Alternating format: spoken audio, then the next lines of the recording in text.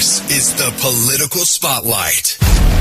The Political Spotlight is a joke. It's more like a political flop. Nobody listens to Bilbrey. He's just a wannabe podcaster. No one takes him seriously. He is a rude, crude dude that will never go any further than broadcasting from his mother's basement. Bilbrey is a wrecking ball for Indiana politicians.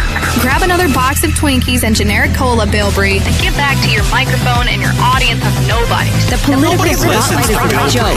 It's He is like a rude, crude dude that will never go Bilbrey's a wrecking ball for Indiana politics. Shut that stupid Bilbrey up. Well, hello there, ladies and gentlemen.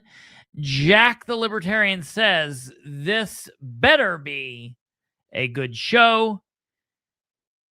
And I'm sorry to disappoint you. That's not on the schedule. That's not on the agenda. It's not in the cards for tonight. Last night was an okay show. Tomorrow night's going to be an okay show.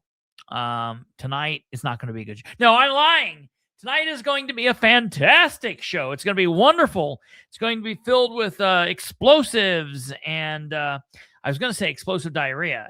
No, that wouldn't be good. It's going to be wonderful. Tonight we intend to lose power partway through. No. Listen, I am going to actually do something that's not good. I am going to push back against Ryan Hall, y'all, whatever his name is, y'all Hall. I'm letting you know that while we've been on severe weather alert all day, basically since like last week, they've told us that like today, if you live in Indiana, you're gonna die. In Indiana, if you live there on Wednesday, the 17th of June, you're dead. You know, that's basically what they told us about the weather. They were like, oh, God, if you live in Indiana on June 17th, you're just, I hope you got that will done. I hope you've got your, life in order. I hope you're ready to go because you're going to, you know what I mean? And I've been very watchful all day long. And I can tell you that after looking at everything that I have been looking at for about the last 2 hours, you know what I mean? Now, I'm not a meteorologist by any stretch of the imagination. I'm just a little old political commentator here. But after looking at what I've been looking at, I gotta say this. If you are in the Muncie, Delaware County, Anderson, Madison County, Winchester, Randolph County, I will even venture to say Newcastle, Henry County area, I will say I think that we're okay. And I'm going to show you why here in just 1 second. Well, I'm still alive except for some major lagging on the... Oh, no, that's not good. Spooky.batty90. That's not good. We don't like lagging. That never is any good. I hope that your computer will pick back up, maybe go out and come back in, but don't go away. You want to stick around and watch this and see what we got to say. So first up, before we get to anything, we will do this, and I got your birthday, and we will do a little birthday announcement here. Happy birthday to you, by the way. But before we get there, we are going to do a little bit of weather watch. Over the years, folks, we've been together either during some very serious, severe storms, or we've been together right after some very serious, severe storms. And so it's just kind of part of what we do here. Besides the politics, it is what it is. But yeah, I was just talking to Kate about this. So everybody, I used to be terrified of storms myself. So much so that as an 18 or 19-year-old, let me tell you the story. I lived with a group of guys my dad had a rental that was actually a house that my dad and I lived in when I was growing up. And my dad moved out into a normal bigger house. He became an adult at some point in his life. And I moved into this little 30 by 30 house with me and about 5 of my buddies. And we were in a band, and we just absolutely trashed it. We took the very smallest bedroom of the house and made it our TV room. And the TV room, which is the biggest room in the house, that was our band practice room. I slept for 5 years on a couch in the kitchen, and other people slept on couches throughout the house. There were no beds in that. It was very wild. It's just like guys do. You know what it is. And one time I was at the house alone during a very serious storm, and we didn't have a basement. Obviously, it's a 30 by 30 little house. And I was like, oh, my God, what am I going to do? I was living up off McGalliard, just a block off McGalliard, Berkeley, for those of you that know the area in Muncie, up just north of Cheesebox, across the street from Wendy's behind Rallies on McGalliard in Muncie. And it got so bad, and I was so afraid that the house was just going to blow over with me and I was going to suck out the window or something, that I turned the couch over. We had a hide-a-bed, like one of those really big-ass, it takes like 5 people to move couches that you pull out the bed. I turned it over to where like the part that you sit your butt on in the back was on the floor, so it made an A-frame. And I crawled under the couch and I had all the cushions. It was brilliant. So I'm letting you guys know, you people out there, if you happen to be in homes that maybe don't have a basement, like me, I'm broadcasting right now for I am Alva. I am broadcasting right now from about 1.5 miles below Earth. The studio here is in a bunker under Earth. We are, as you can see here, in the basement. And it's not, I mean, the basement's what we jokingly call it. This is this could hold up against a nuclear explosion. We'd be just fine. But if you don't find yourself in something like that, then you need to flip your couch over and crawl you and your little kids or your dogs or whatever into that little area, because what kills you in the tornado is not getting sucked out the window or the house falling down. It's your head getting bashed. It's your head getting bashed in by something falling on you. But if you're in that little A-frame of the couch, you are golden. So take my word. And if you're ever in that little space, do that. So really quickly, we are going to take a look at what's going on here on the screen. And I'm going to put this up here. I am not a meteorologist. We're not playing a meteorologist on TV. I'm a political commentator, which means I'm an asshole. I am not a meteorologist. So if I'm going to tell you that you're not going to get a storm in your area and your shit blows away, don't sue me, because I don't know what I'm talking about. But I'm going to let you know, because I was so fearful of storms growing up, it wasn't until I became a cop that I was no longer afraid of storms, because I was out in it when shit would hit. I'm going to tell you what we're dealing with here, okay? I'm going to show you what goes on. So normally when you see this, okay, storms don't normally track from directly west to directly east. Generally, they're going to move like this, okay? They're going to move like this. They're going to move from one of two ways. They're either going to move from southwest to northeast, or from northwest to southeast. Sometimes you'll get storms that are tracking. Last night, they tracked pretty much due east. All right, I want you to watch this, because I don't know where you're all from, but obviously, we've got viewers from Germany, we've got viewers from Colorado, people from all over the world. So this is only talking about these people. All right. So that's exactly right, Spooky. That's hilarious. A meteorologist and a politician. So you know what I mean? Like, we're covering it all right here tonight. That's hilarious. That's funny, Spooky. All right, so obviously we are in Muncie here. I'm going to put this up on the screen. So it's 9:16. We're going to jump ahead here. 9:15 right now. Basically, for most of Anderson, for Winchester, Muncie, I mean, we don't have anything crazy going on. A little bit of rain in Randolph County, Winchester area, but Muncie's clear, and it looks like some stuff starting to move into the Newcastle area. We're going to take this forward and watch what happens here, okay? So we're going to watch here. All right, we're at 9:05, 9:15, okay? Watch what goes on.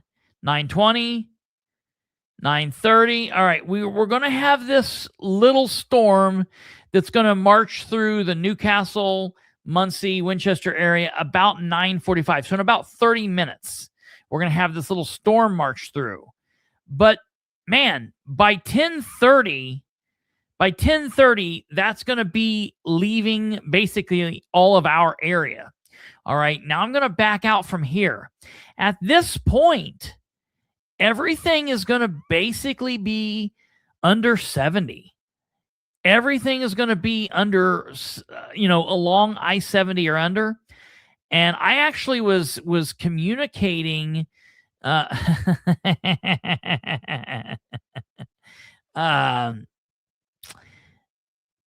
It's low and it blows, so it's going to be a Democrat storm, is what I'm going to say.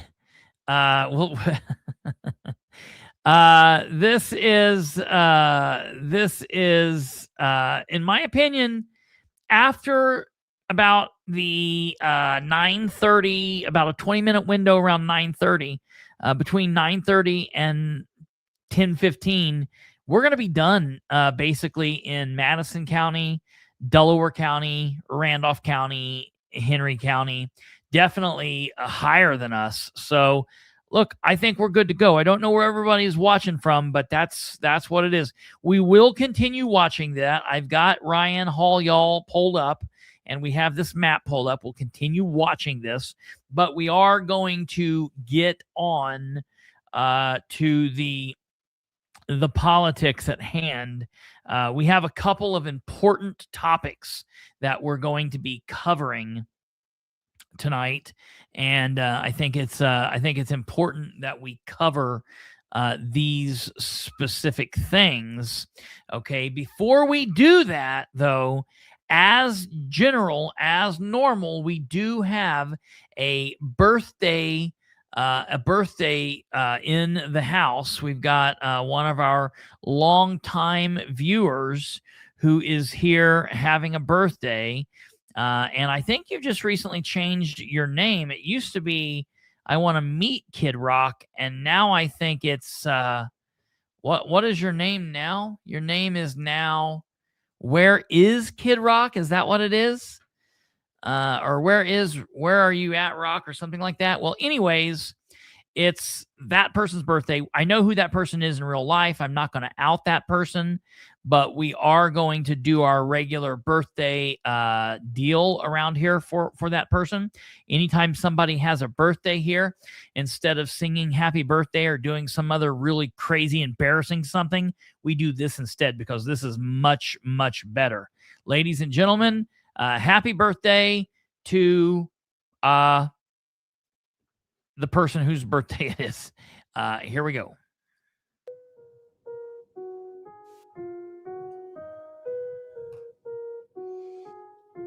Happy birthday, Mr. President. Happy birthday, Mr. President. Happy birthday, Miss.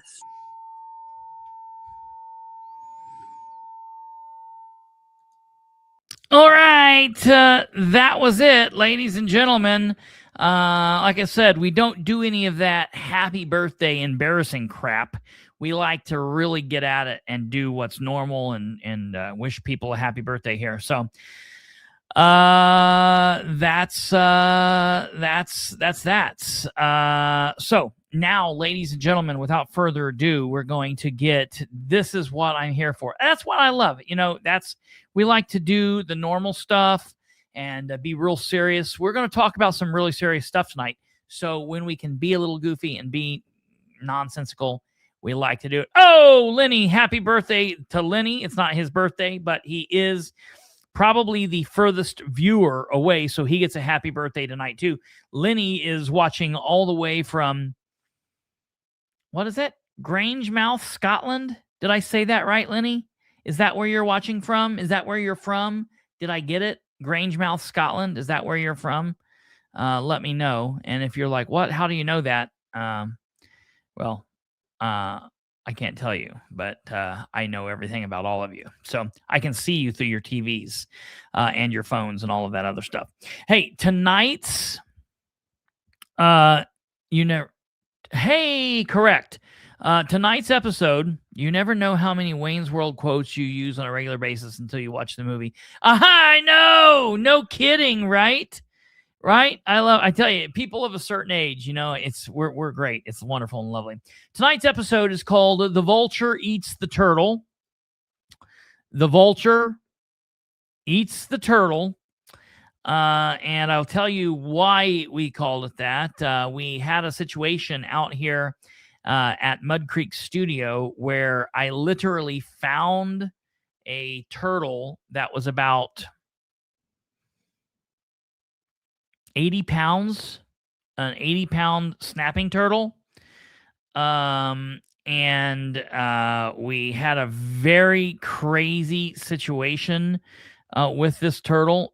Kate, if I send you some pictures, can you put these pictures up really quickly?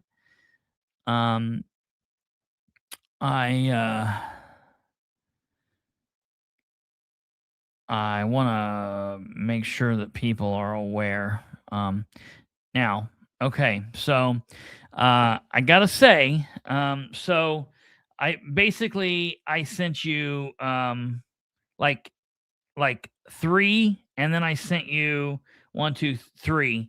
So if you can just put those up, that would be great. So tonight's episode is called The Vulture Eats the Turtle, and I think it's really fitting, basically, for everything that we're talking about. So tonight, we're going to be talking about some situation in Muncie. I've got a couple questions about Jeff Howe. Still, they just remain supreme. We're going to talk about that. We're going to talk about the Parks Board stuff, the Board of Works. We're going to go through the Board of Works. There's a Muncie Redevelopment Commission meeting tomorrow. We are then going to talk a little bit about the Dunreith Volunteer Fire Department stuff. We have the Dunreith Volunteer Fire Department issue that's really getting crazy. We're going to have to talk about this thing. And then we do have breaking news as it relates to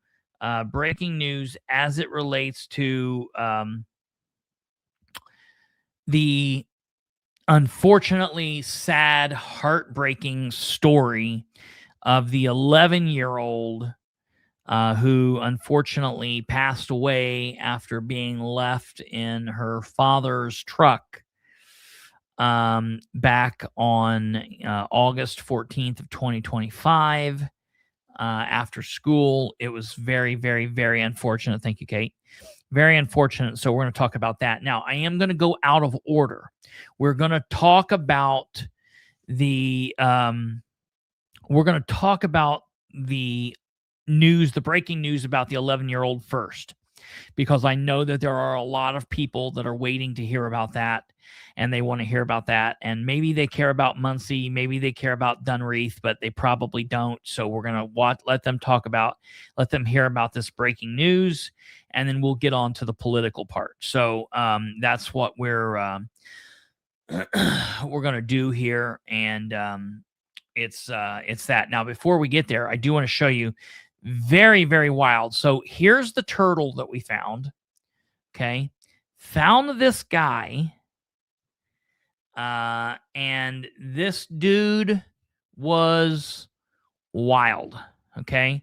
From everything that we found, they're saying that this cat was about 60 years old. 40 to 60 years old. They live up to be about 80 to 100 years old. Look at this guy's face, man. Holy shit. Okay. Absolutely wild. This guy. Okay. Totally wild. Well, unfortunately, when we found him, and he was a little deceased. He unfortunately had met his maker prior to us finding him, and he was just floating in the body of water at my home. And I'm like, I just don't want that guy floating in there. So I took him out and I took him over to the field, our little field area in my yard. And I was like, what are we going to do here? Look at his neck, though, okay? His neck, though, keep that in mind. His neck, though, all right? Now, I am going to let you know, and this is a little warning for everybody, okay? The next couple of pictures are going to be mildly graphic, okay? So there's a little bit of a viewer discretion advised, just an FYI, all right? We're not going to have this up here long or anything crazy. But I put this guy off thinking it's going to take forever for for nature to run its course with this. Okay. Well, it didn't. It took like 4 hours because this vulture flew down and said, "Oh my God, I've had a meal." And that vulture completely ate that head and neck and eyes and beak and face and everything, and he ate the legs down to the bones. I mean, that vulture got in there and said, "Let me get some." Like, good Lord, dude, what? I mean, look, I knew they were going to pick him apart. I knew they were going to bite on it. I knew it was like eventually they would eat all that thing up. But that vulture, dude, holy crap, man. He got himself an absolute feast. And I'm telling you, he was hungry, and turtle soup is delicious. I tell you what, that was wild. I could absolutely not believe how much he chomped down on that little guy. I just honestly couldn't believe it. It was wild to me. So that happened yesterday, actually.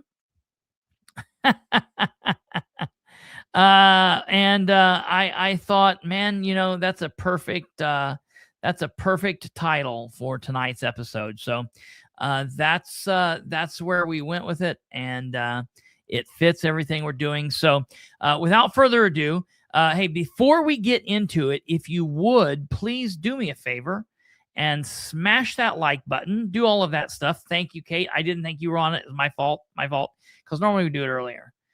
So my bad. I didn't know if you knew we were going that way. I appreciate it. You're always on it. I should just know. Smash that like button. If you're on YouTube, thank you for being here. Do all of that stuff. It's wonderful. I see a new Arby's commercial. Bilbrey's got the beef. I knew where you're at, Spooky. Smash that like button. Do all of that. And do the Facebook stuff. If you're on Facebook, eventually get to YouTube. If you're on X or Twitter or Rumble, get to YouTube eventually. It's cool, but we appreciate you watching from wherever you watch. But we're on all these places. YouTube is the one. We get a little bit of love from all of the places, but YouTube is what gives us the most love currently. All right, ladies and gentlemen, we are going to get into it. So before we get any started, I want to tell you we are going to be talking about this situation. It is it's a concerning situation. Okay, so I just want people to know. Everyone should know where we are at. By now, what the deal is here. Hey, thank you, Spooky. I appreciate it. We love it. Doesn't cost anybody anything. It's very easy, and you get a lot of great news here.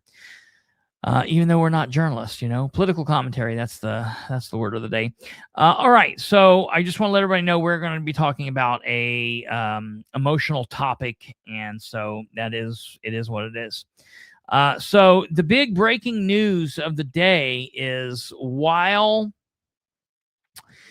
the special prosecutors that were involved with this decided not to file formal criminal charges, and that caused a lot of people to be disappointed.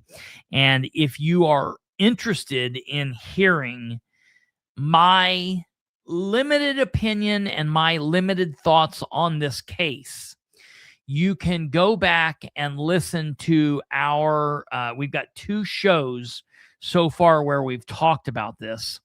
Episode 680, it's called Some Tragedies Are So Terrible That No Answers Can Make Them Right. That's episode 680. And then episode 681, The Other Shoe Appears to Be Dropping. Both of those episodes talk about the decision, my thoughts, and then we read from the actual special prosecutor's report to the court in episode 681. I still have a record request into the Indiana State Police. Kate has put those links up in the description so you guys can find them there, but it's on YouTube, and it's also on all podcast hosting sites, Apple Podcasts, Spotify, Stitcher, TuneIn, all that stuff. Episode 680 and 681. I do have a record request into the Indiana State Police, and the Indiana State Police will provide me all their records and their documentation since the investigation in the case is over. And the minute that I have those, that day we will do an episode following up with that information, and I will come forward with that. So we at least have one more episode. But I felt like I needed to come forward because a lawsuit was filed today. And while this is not specifically the situation that people were hoping for, maybe a little justice can come. And so that's what people are hoping for. Whichever way this needs to fall, the courts will now hear this, and something will happen in this. So in Indiana, Delaware Circuit Court number 4, okay, Lauren Coffey, individually and as the surviving natural mother of Aubrey Ray Coffey, deceased, is the plaintiff. Her and her attorneys filed a wrongful death of child and demand for trial by jury suit against Nathan Coffey. So sadly, just the circumstances here has pitted ex-wife against ex-husband, mother against father, Lauren Coffey as the plaintiff against Nathan Coffey, the defendant. And it's an 8-page document here, and we're going to read through this. So it says, plaintiff Lauren Coffey, the surviving natural mother of Aubrey Ray Coffey, deceased, by counsel Delk McNally, LLP, for her complaint for damages against defendant Nathan Coffey, states and alleges the follows. Now, states and alleges as follows. Now, I want to say this. If you have any specific comments, questions, if you put them down below, I'm going to be on screen. I'm going to be reading this. I'm not going to stop and answer a bunch of questions while we're reading it. If there's any specific major good questions, Kate will star them, and we will go back through at the end, and I will get to them and hit them. If I see anything that really specifically needs to be handled during the reading, we'll deal with it. But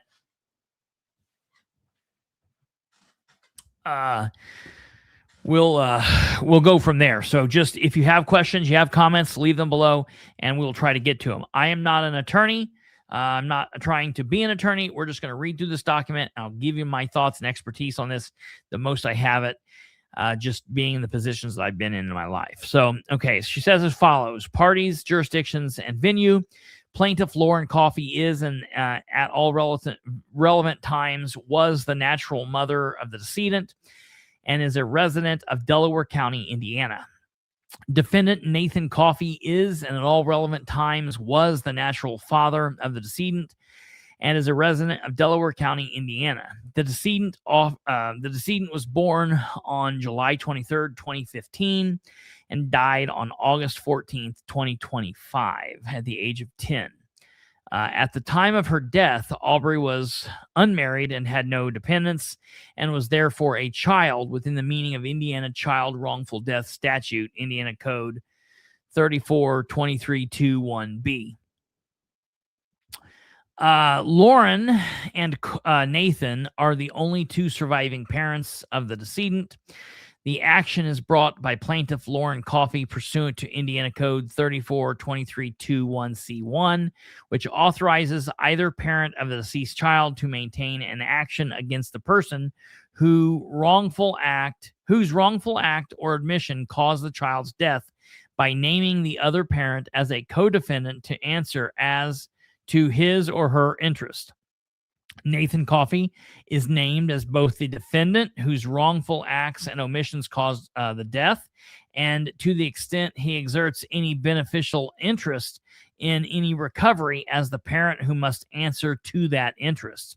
This court has subject matter jurisdiction over the wrongful death action and personal jurisdiction over the defendant who resides and is committed the acts and omissions complained of in Delaware County, Indiana.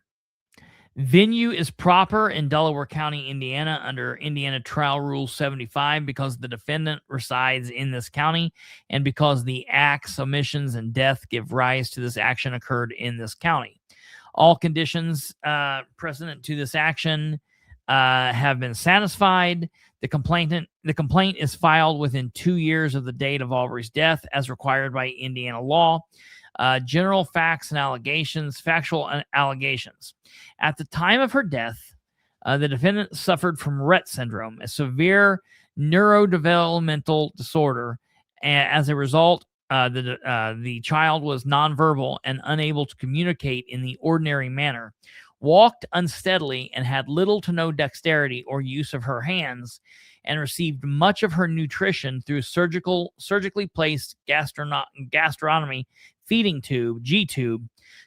Because of her condition, the child was wholly dependent upon her caregivers and was physically incapable of opening a vehicle door or otherwise removing herself from a motor vehicle. The child's own father acknowledged that he did not believe the child was able to open the door, and the child's special education teacher confirmed that Aubrey was unable to open doors or to grasp objects with her hands. At all relevant times, defendant Nathan Coffey, who held primary physical custody of the child under the party's operative child custody order, had the care, custody, and control of the child, and owed her a duty to exercise reasonable care for her safety, a duty heightened by the child's profound disability and total dependence. On August 14th, 2025, defendant picked the child up from Monroe Central Elementary School at approximately 2:32 p.m. and transported her restrained in the rear of his pickup truck to his residence in Selma, Indiana, arriving at approximately 2:50. Upon arriving home, defendant left the child alone, restrained inside the closed pickup truck, entered the residence, and went to sleep, leaving the child unattended in the vehicle for a period of approximately 4 hours. Defendant did not return to the vehicle until approximately 6 p.m., and then only for the purpose of retrieving an archery bow, not to attend to the child. Defendant then discovered that the child was dead and that rigor mortis had set in. Outside, high temperatures on August 14th was approximately 85 degrees Fahrenheit. During the time the child was confined in the closed vehicle, the interior temperature of the vehicle is estimated to have reached approximately 132 degrees Fahrenheit. As a direct and proximate result of being left in a closed, superheated vehicle, the child sustained fatal hyperthermia, not hypothermia, hyperthermia. The Delaware County coroner certified the cause of the child's death as hyperthermia. An autopsy was performed by Dr. Jolene Klaus at Indiana University Ball Memorial Hospital. Defendant repeatedly admitted his responsibility for the child's death. In his call to the 911, defendant stated, among other things, "I left her in the truck. I brought her home from school and I forgot about her. I fell asleep and I messed up." At the scene, defendant told responding officers, "I'm sorry, I messed up. I forgot the child in the truck." Count 1, wrongful death of a child, negligence. Plaintiff incorporates by reference each of the foregoing paragraphs as fully set forth herein. As the parent having the care, custody, and control of the child, defendant owed the child a duty to exercise the care that a reasonable parent would exercise under the circumstances, including the heightened vigilance required by the child's profound disability and complete physical dependence. Defendant breached duty that was negligent in one or more of the following respects, among others. A, leaving the child, a disabled non-ambulatory child, alone in the restrained and enclosed motor vehicle. B, failing to remove the child from the vehicle upon arriving home. C, failing to monitor, check on, or account for the child for approximately 4 hours. Failing to appreciate and guard against the obvious life-threatening danger of heat to a child confined in a closed vehicle in the summer. And E, otherwise failing to exercise reasonable care for the safety of a child whom he knew to be wholly dependent and unable to protect herself. If the stepmom was home also and thought she was in her room sleeping, why wasn't she checked on for 4 to 6 hours? She was special needs. You don't leave a child like that alone, even sleeping. Yeah. So what they said in their interviews that was detailed in the special prosecutor's report to the court was that they both assumed that she had came inside, that they had brought her inside, that he had brought her inside, like he didn't know what happened. He said that he just assumed that what normally had happened, which was after school, she's normally wiped out. He brings her in, they zip her up in her cubby, and she takes a nap. And that he laid down not to go to sleep, but he laid down to get the other child to go to sleep, and just fell asleep because he had been overworked. A bunch of things had been going on. He had had the loss of both of his parents within the last month. Just a bunch of chaos, which he claims. And I'm not saying that stuff wasn't chaotic, but the biggest issue that I have is the amount of time. 4 hours. Okay. Just absolutely crazy that would happen. So that's that. Now, okay, really quickly, because this is a good question. Stumblefoot says, question, Christopher, will the FOP or other entities provide legal defense for the forgetful idiot? No. I do not believe that the FOP, and this had nothing to do,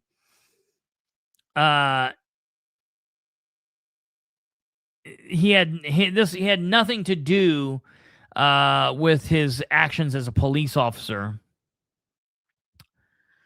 And so this had nothing to do with his duties. So no, the FOP won't protect him. How connected is he or his family? Well, I mean, as far as connected, they're not particularly connected. He is a current sheriff's deputy. He's been a police officer for the sheriff's deputy for 4 or 5 years, maybe 6 years at this point. And he was a Muncie police officer for 4 years before that. So he is, he's a law enforcement officer. And Alva says drunk from his day on the water at the lake. Now, I will say, they say that, they tested and there was no drugs or alcohol in the system. We will get those, reports from Indiana State Police, They say he wasn't drunk or on drugs, but there are people that make that make that claim. You're not the only person saying that.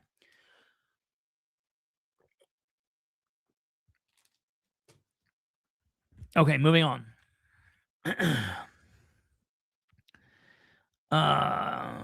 21. As a direct and proximate result of defendant's negligence, the child suffered fatal hyperthermia and died.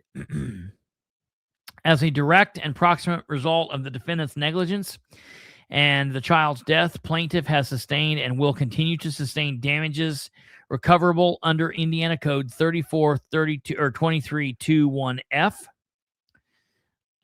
including without limitation the loss of the child's love and companionship, the loss of the child's services, expense of health care and hospitalization, funeral and burial expenses, reasonable expenses of psychiatric and psychological counseling of a surviving parent and a minor sibling, uninsured debts of the child, and expenses of the administration of the child's estate, including reasonable attorney's fees.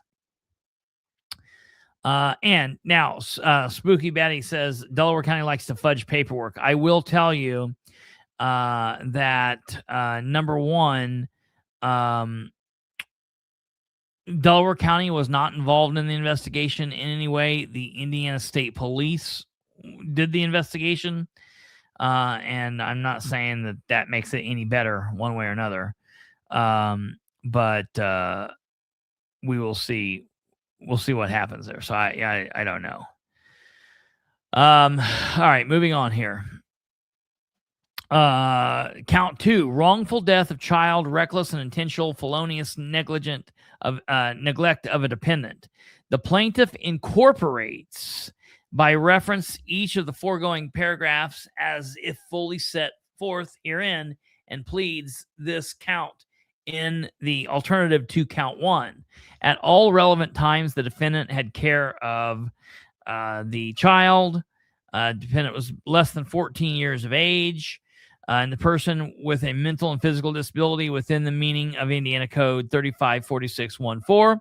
Defendant being aware of high probability of the danger he was creating, knowingly placed and confined the child, a profoundly disabled child, whom he knew to be incapable of removing herself from a vehicle, alone in a closed motor vehicle in extreme heat for approximately 4 hours, thereby placing the child in a situation that endangered her life and health.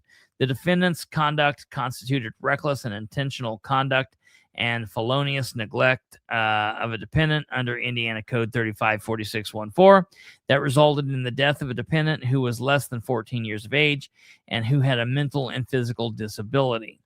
Because this count is predicated on intentional and felonious conduct, no doctrine of parental immunity bars plaintiff's recovery. As a direct and proximate result of defendant's reckless and intentional felonious conduct, the child suffered fatal hyperthermia and died. The plaintiff has sustained the damages recoverable under Indiana Code 342321F as set forth above. Apportionment and exclusion of defendant from recovery. Plaintiff incorporates by reference each of the foregoing paragraphs as if fully set forth herein. Defendant is the sole party at fault for the child's death and bears fault greatly in excess of 50%. Plaintiff has borne the expense recoverable under Indiana Code 342321F3. The defendant has sustained no compensable loss to which any portion of the recovery may properly be apportioned under the court's authority to apportion damages between the parents accordingly to their respective losses pursuant to Indiana Code 342321I. The entire recovery should be apportioned to plaintiff, and Indiana Comparative Fault Act, Indiana Code 345121, further bars the defendant as a beneficiary whose fault exceeds 50% from sharing any portion and any recovery in this action. Plaintiff requests that the court determines that the defendant takes nothing as a beneficiary and that all damages recovered be apportioned to and awarded solely to the plaintiff. Prayer for relief. Wherefore, plaintiff Lauren Coffey respectfully requests the court to enter judgment in her favor against defendant Nathan Coffey and award the following relief. Damages in an amount to be determined at trial for the loss of the child's love, companionship, recoverable from the date of the child's death until the date of her last surviving parent. Damages for the loss of the child's services. Reasonable expenses of health care and hospitalization necessitated by the wrongful conduct and caused by the child's death. Reasonable expenses of the child's funeral and burial. Reasonable expenses of psychiatric and psychological counseling incurred by a surviving parent and minor sibling that are required because of the child's death. The uninsured debts of the child, including debts for which the parent is obligated on behalf of the child. The expenses of the administration of the child's estate, including reasonable attorney's fees. An order determining the defendant takes nothing as beneficiary and apportioning all damages recovered solely to the plaintiff. The cost of this action and all other relief to which the plaintiff is justly entitled. Demand for trial by jury. Plaintiff by counsel respectfully demands a trial by jury on all issues so triable. And it was respectfully submitted by Delk McNally, LLP, Jason R. Delk, Jason Delk, attorney at law, da-da-da-da-da. So, this is not a criminal prosecution by any stretch of the imagination. So, to make this very simple for folks, this is essentially the O.J. Simpson situation. Remember? Everybody remember back to the O.J. Simpson deal? He was not guilty. Okay, Judge Ito's court and the jury found Orenthal James Simpson not guilty of murder of Nicole Brown Simpson and the waiter. Okay, remember that? Well, this is what Ron Goldman's family and the Nicole Brown's family did after that.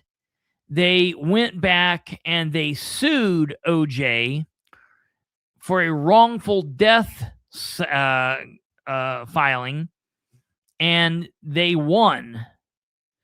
And I fully believe that Lauren will win this. I fully believe that will happen.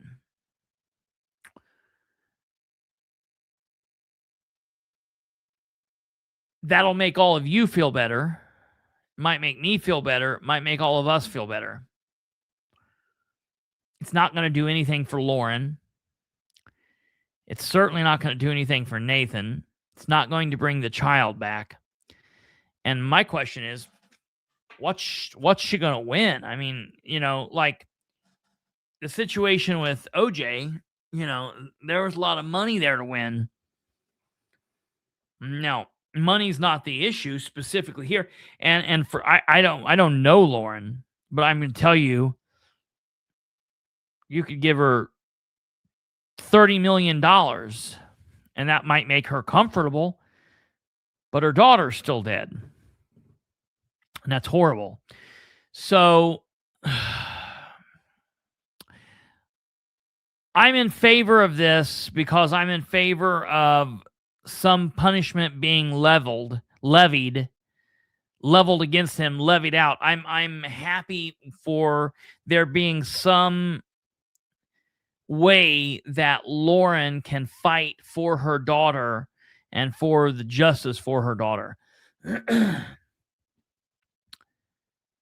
If she wins, I don't know what's going to happen. You know what I mean? I honestly can say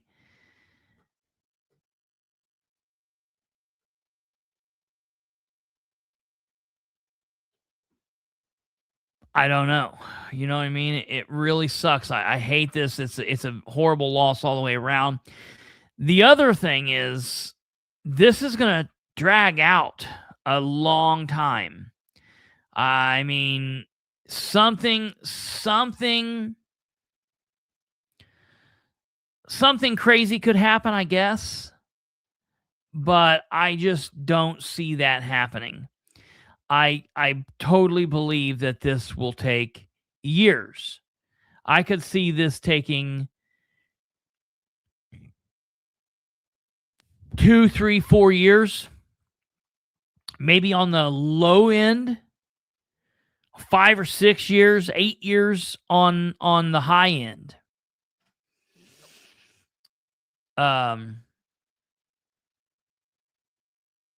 Yeah, Karen, that's 100%. I'm not kicking her.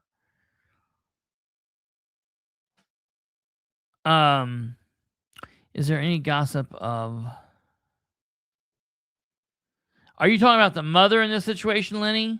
Is there any needs? Is there any gossip? Because in this situation, no, there's not. And there's at least to my knowledge, there's no, because it was the father that was involved with this. The father was Nathan Coffey, currently a Delaware County Sheriff's deputy.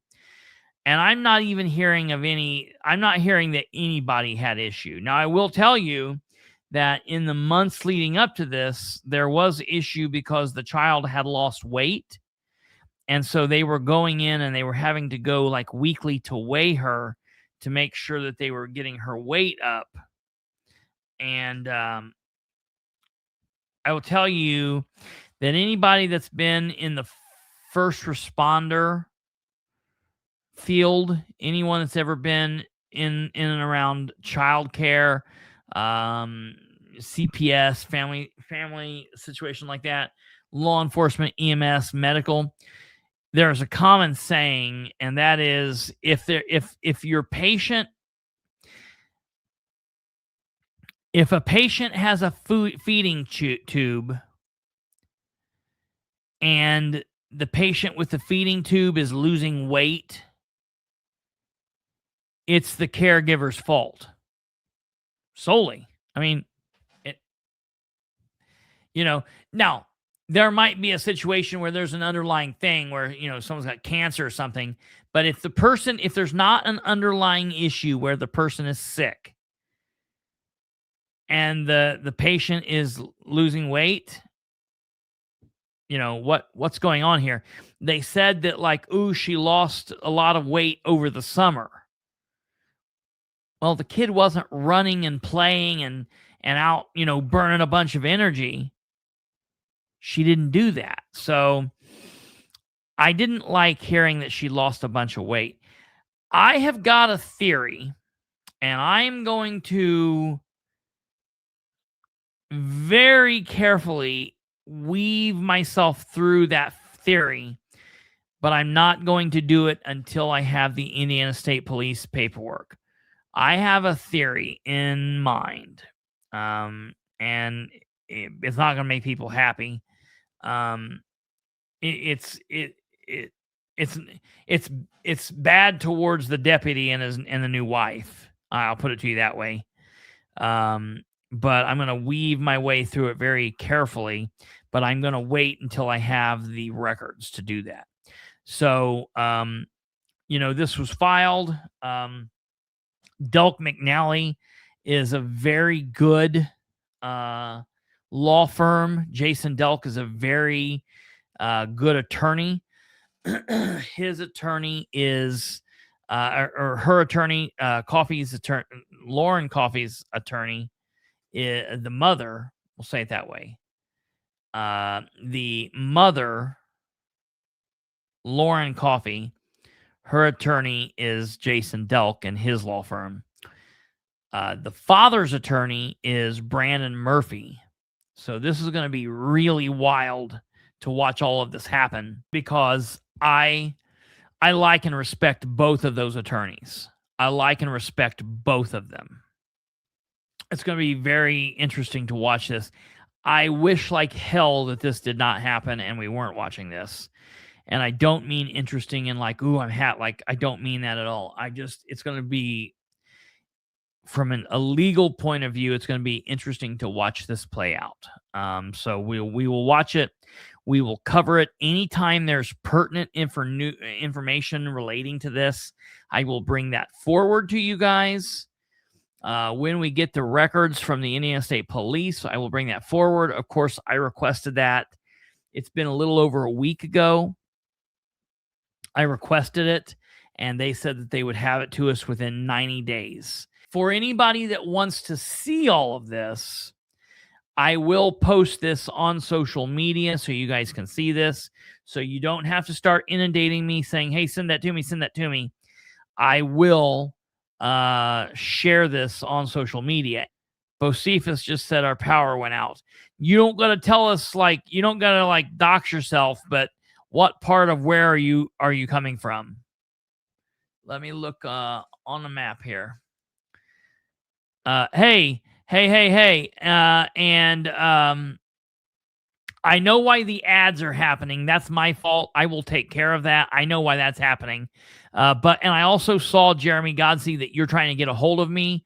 Call me tomorrow and I will answer. I've been kind of swamped the last couple of days, but I will be around tomorrow. So if you call me tomorrow, I will be available and I can answer. Okay, it is 10:04 and it looks like, give me 1 second here. See, it's almost out of the area. I mean, just a little bit more and it'll be done. Absolutely. We're heading to the basement. See, it's so weird. It's so weird that all this craziness can be going on. But then we can just be up here and nothing's happening. Ah, okay. Yeah, definitely get a hold of me tomorrow. I've got a couple people that I'm hearing from, so I'm definitely interested. Suspected one of the largest in Indiana history is currently on the ground in Morgan State Forest. I don't even know where that is. Let me click over to. I think it's southeast of Indy. Okay.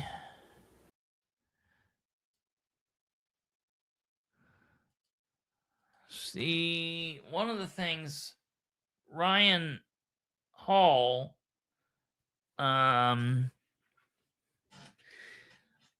time I go there, he has it so far blown in, like so far in you can't tell where you're at. Okay, I see where we're at there. Morgan Monroe State Forest.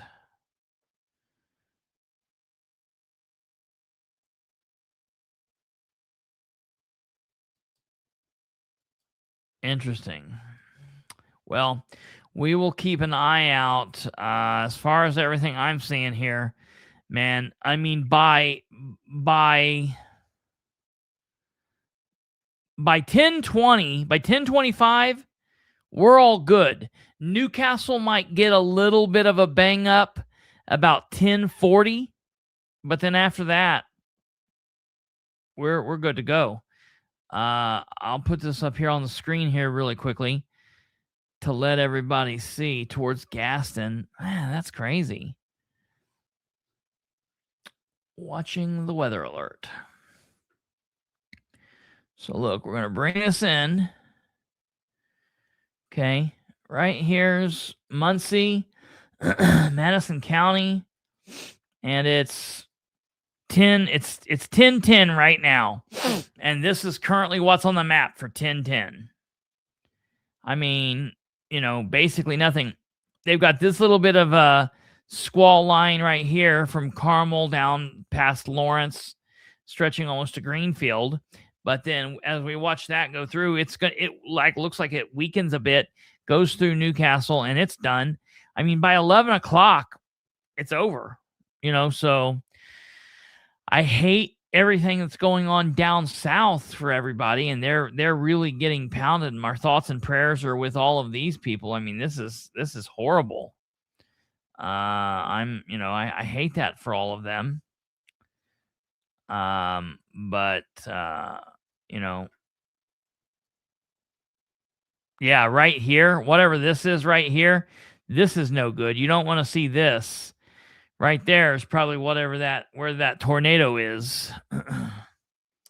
wherever that goes from there, that's probably what that tornado is. You don't want to see like this. Doesn't look good right here. Those things don't look good. So, all right, we'll keep an eye on it. You guys all stay safe, obviously, but everything seems, for all of us, it seems like it's staying south of I-70, like Admiral just said, which is good for us. Hate it for anybody else, and hope everybody else stays safe.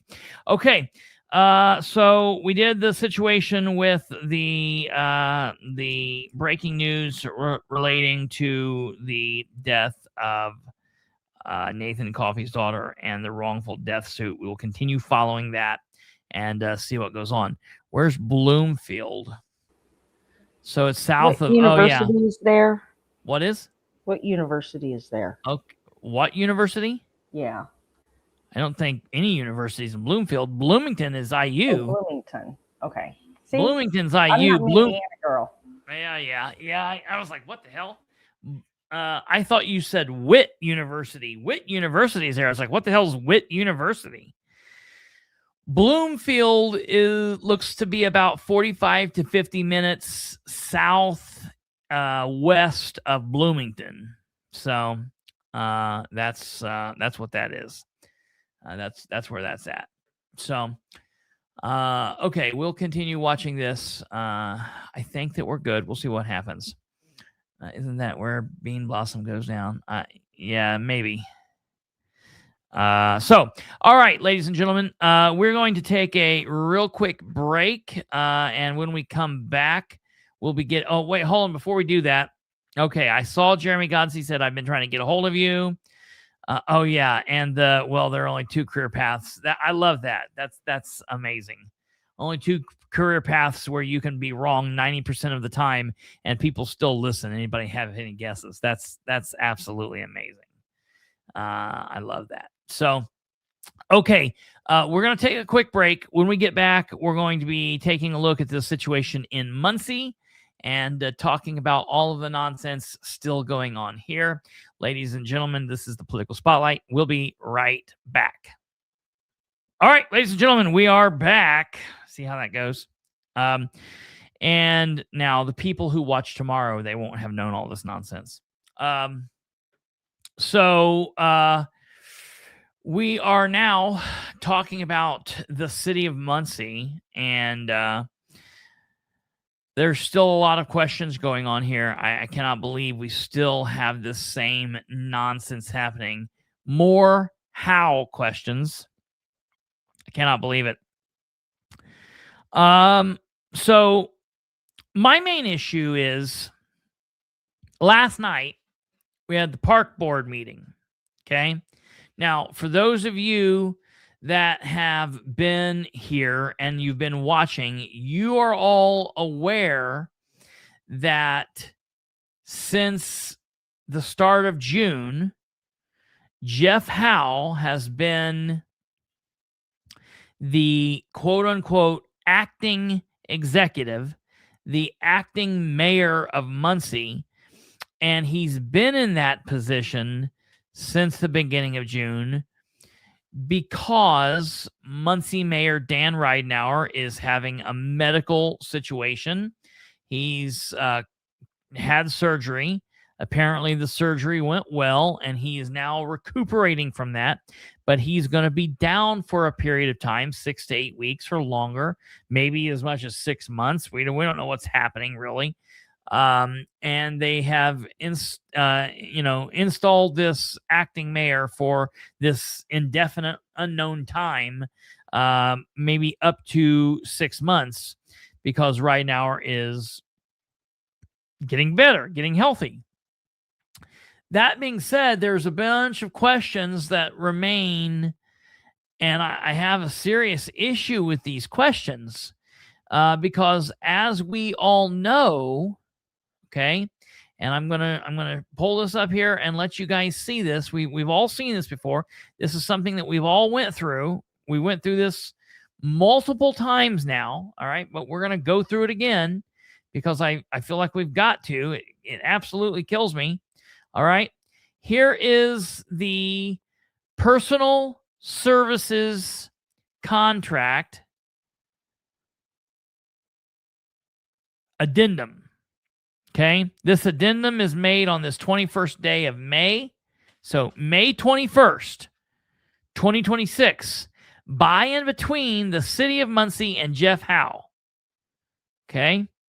Whereas the city and professional entered into a professional services contract dated February 15th, 2024, a copy of which is attached hereto as Exhibit 1, and which is herein referred to as the original agreement.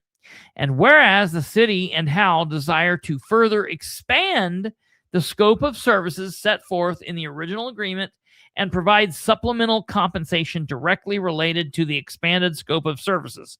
Now, I'm not going to pull this up and show you guys because we've went through this dozens of times by now. You can go back and watch it on one of the past episodes for the last couple of weeks. All those episodes show those contracts, and that initial contract says this cannot happen. If they're going to expand the contract or do something outside of what has already been agreed to, they can't just add an addendum. They have to completely rework the contract. They've not done that. So that's my first problem. Moving on, whereas the parties hereto wish to continue all terms and conditions of the original agreement as previously written, except for specifically enumerated expanded services and the supplemental increase in compensation directly related hereto. Now, or thereto. Now, remember, already in contract 2, they already screwed up because they increased the length of the term, which contract 1, the original agreement, said cannot happen. But they did it anyways. No one pushed back on this. They also increased the pay, which was not permitted in that contract either. Absolutely. They increased, the way they increased it was not permitted. They said that they would okay it at a certain percentage yearly, but the way they did it, it was increased in a way that was not permitted. Isn't that right? That's something to that effect. Something like that. No, the terms and the length of the contract couldn't be changed for the second one. The second one, they changed the length of the term and that's right. Terms of it. Yeah, you're right. That's right. Money being paid. And then they included in that one that from this one goes through 2027 or whatever it was, and he gets an increase of 10% a year. Yeah, that's right. Yeah. That's right. And that's pretty wild. So, I mean, they screwed the pooch in a lot of ways on that one. On every situation possible. It's insane what these people have done. Okay, so what's the deal? Why am I bitching about this? Well, the parties here to agree to expand the original, what is happening? To expand the original scope of services by adding the following specifically enumerated paragraphs. Section 2.1f, professionals shall provide general oversight, strategic guidance, and ongoing monitoring for the period from May 1st through September 30th, 2026.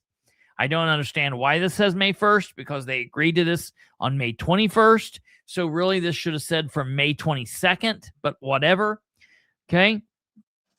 Moving on, professionals shall provide regular summary progress reports to the mayor of the city of Muncie or the mayor's designee on a weekly basis.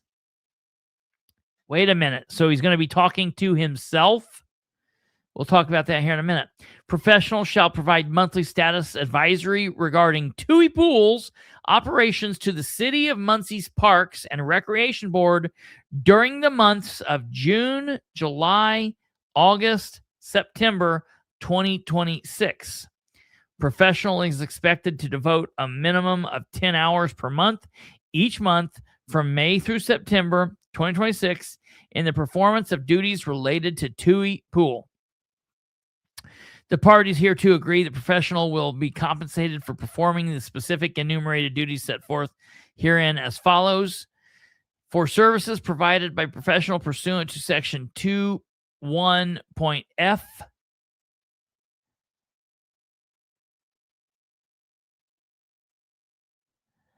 G,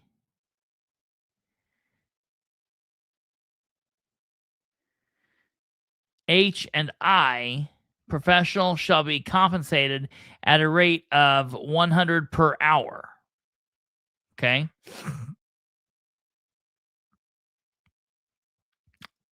So wait a minute.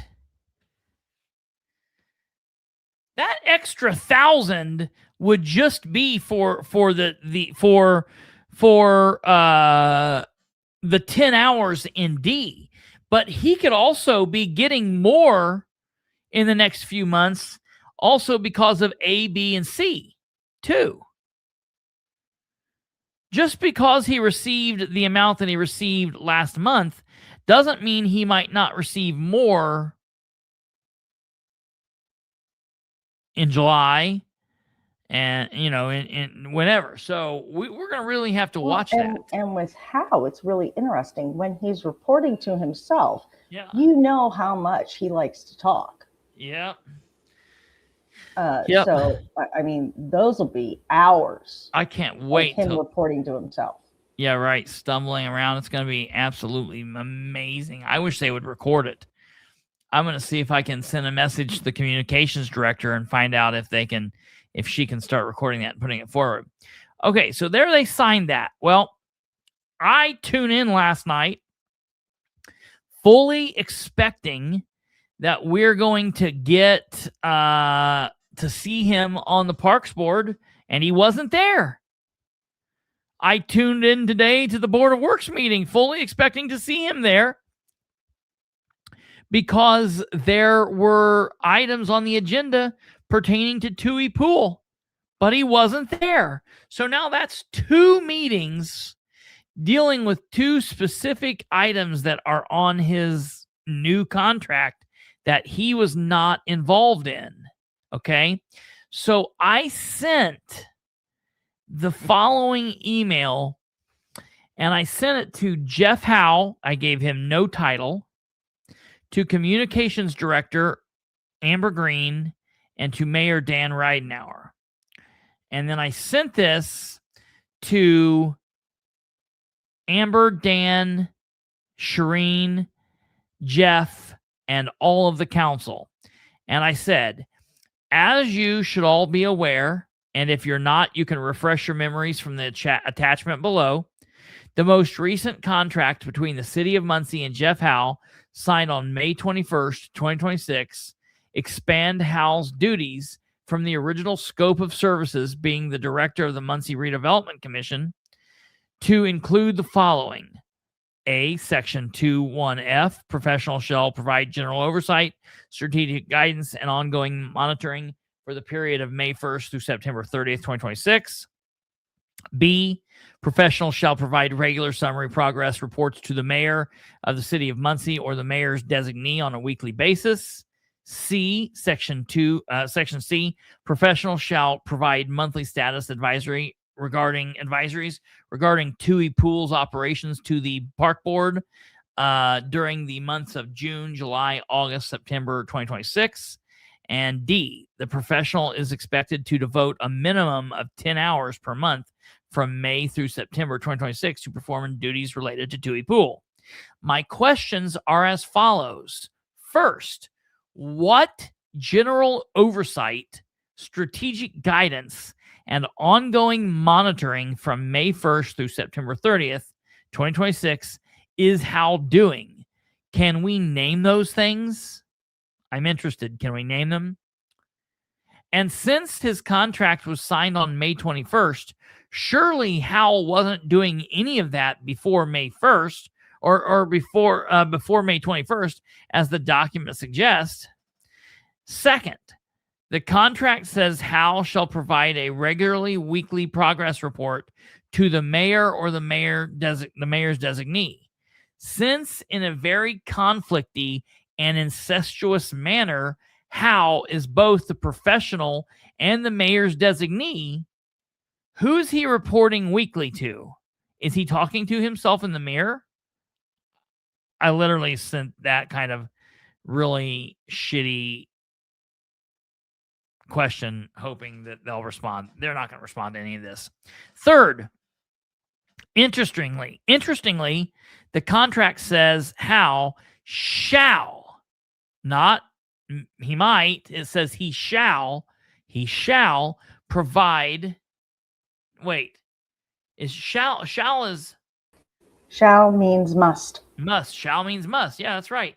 He shall provide monthly status advisory regarding TUI Pools operations to Muncie's Parks and Recreation Board during the months of June, July, August, and September. However, Howe was not at the Parks Board meeting for June 2026. So what's up? Why was he not there on Tuesday, June 16th, 2026? Also, why was he not at the Board of Works meeting on Wednesday, June 17th, 2026, to discuss the new situation with TUI? It seems as if he is failing at these new duties given. He's not being paid extra for not doing the work, right? Because if he is, some might say this was just a cute way to pay him more for being the recently appointed deputy mayor and the currently named acting mayor. Do you see where this is going? Lastly, concerning all of Howe's contracts, why were none of them taken before the Muncie Board of Works as they should have been? Answers to these questions would be helpful. Okay, so I sent that off. I sent it today at like 7 o'clock. So they won't, they'll get it tomorrow morning. We'll see if anybody responds. They more than likely will not respond, and it'll be what it'll be. So we'll have to see. I don't know. I don't hold out much hope. That being said, I'm very interested in what will take place tomorrow at the Muncie Redevelopment Commission meeting. There will be a meeting tomorrow, and on the agenda tomorrow is call to order, roll call, agenda, approval of the previous meeting memoranda, claims, report from the city, Jeff Howe, financial position updates, other business, property acquisitions, disposals, transfers, Jeff Howe, a facade grant, Zane Bishop, Muncie Downtown Development, Amanda Holmquist, Muncie Land Bank update, Nate Howard, public comment limited to items before the MRC per this agenda, 2 minutes, and commissioners' comments limited to items before the MRC per this agenda, and adjournment. Next meeting is July 16th. So there's basically nothing on this agenda that says anything. So we'll have to wait and see what goes on tomorrow. I fully believe he will be at this meeting because this is the meeting where he's generally there. It's in his wheelhouse. I fully believe he'll be there. So I don't have any issue with that. That being said, I really question what's going on with the mayor's office. And I think if they don't do some damage control to answer some of these questions, they might really be setting themselves up for major failure, because I'm going to start reaching out to the State Board of Accounts and doing things like that, because I'm really concerned with what's happening here. Okay. So that's where things stand. That's where things stand with that. So I will be there. Now, we are going to watch the Board of Works meeting from today. I think it's probably important that we watch this meeting. And I want to make sure that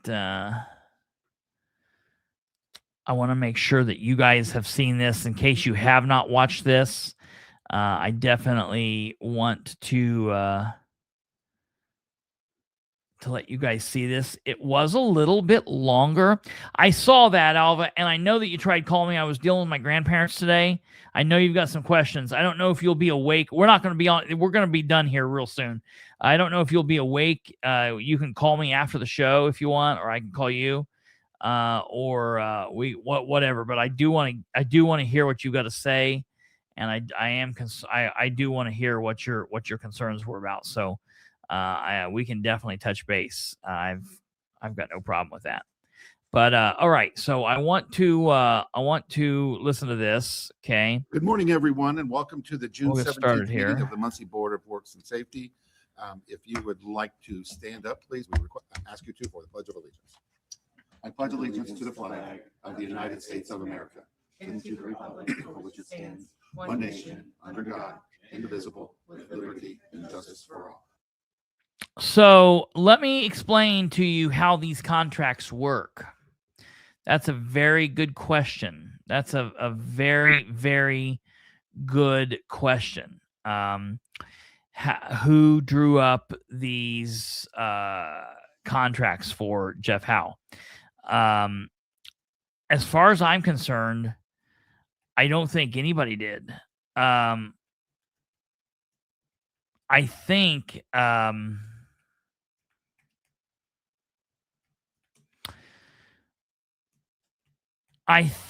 that the contract was basically drawn up by either Jeff Howe, maybe he had Ben Freeman draw it up, because I know that he's friends with Ben, and Ben does the work for the MRC. So maybe Ben did it.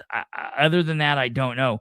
I don't believe that a city attorney did it, because generally what happens with the contracts for the city is they have a blank boilerplate, kind of like fill in the blank professional service contract. And if you or they want to enter into a contract with one another, you go get that, and then you fill in all your stuff in the blanks, and then you take that back there. Now, the only person I know that has not done that was Dustin Clark, because he drew up his own, which was nonsensical. And then and that's one of the good things that Amber did, is she got that reworked, thank God. But with Howe's contract, it looks like one that they just filled in the blanks and then put in what they wanted to put in. And I don't know. I will try to find that out. That's a good question. I will try to find that out. To me, it doesn't look like anybody did, but that's where we are. Thank you very much. Well, welcome.